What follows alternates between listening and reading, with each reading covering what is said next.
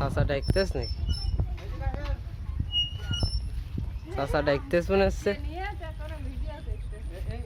এই দেখেন আম, কি করছো? এই যে আম আম, এই দেখো এই গাছের আম, এই যে গরুতে দেখো ছিঁড়ে দিয়েছে। এই যে আরে কি করেছে তো?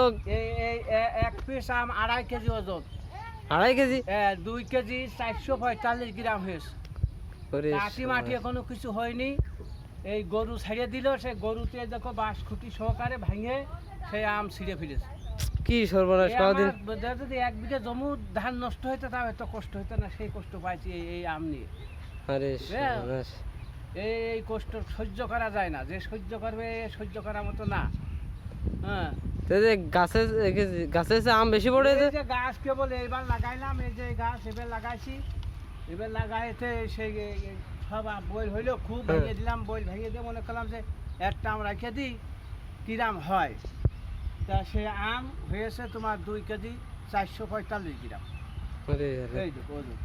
তো এখনো তো পাকও আসেনি। না, এখন আটি হয়নি। ও আটি হয়নি? আটি হয়নি, পিয়ে কেবল এই গরু থেকে ছিঁড়ে দিয়েছে, এই জন্য কাটিয়ে এই দেখো কাটা হয়েছে। এই দেখো কাটিলে না? হয়নি, হ্যাঁ পিয়ে হয়নি রে। এই দেখো কষ্ট জ্বালা এখনো খাওনি? এখনো ভাত খাইতে পারছি না, 3 দিন একভাবে।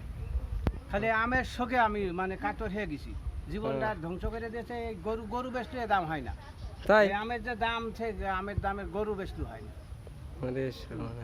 আমের সারা কোনটা নিয়ে আইলি? এই আমের চারা নিয়ে আসা হইলে থাইল্যান্ড কিং। এই আমের নাম হচ্ছে থাইল্যান্ড কিং।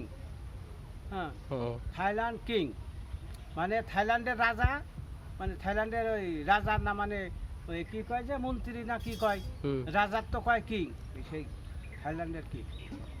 খুব মারাত্মক আমারে খাতি, বা বা বা খাতি। কাঁচাটা মনে হচ্ছে যে তরমুজ খাওয়া মতন, পেঁপো খাওয়া মতন।